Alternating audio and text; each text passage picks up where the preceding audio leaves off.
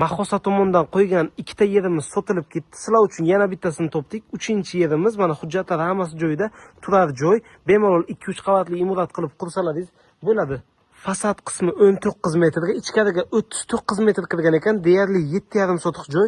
Hujjat bo'yicha 7,2 sotiq, ko'chalar asfalt qilingan, gaz, svet, suvlar hammasi yetib kelgan. Yana ichkarida kattagina bo'sh yerlari bu. Bir boshdan ko'rsatib o'tamiz. Lokatsiyasiga to'xtaladigan bo'lsak, sanatoriyadan 400 metr, muzeydan 200 metr, katta yo'ldan atigi 600 metr masofada joylashgan. Hozirgi kunda kichkinagina ustaxona sifatida foydalanayotgan ekanlar, lekin hujjatlari turar, hammasi joyida. Bitta mana shu pedagogatka olasizlar. Bu tomonda egalarining o'zlarining hovlilari ekan. Bitta mana shu yerdan pedagogatka olasizlar. Mana bu yerda unumdor yerlari bor. Orqa tomoni g'ishgacha ketgan.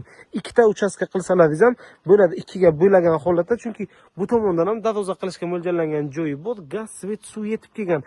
Mahosa territoriyadan yer bo'lsa olaman degan tanishlaringizga ulashib qo'yaverasizlar. Cho'ta berlarning yeri tez sotilib ketyapti hozirgi kunda. Barakasini bersin.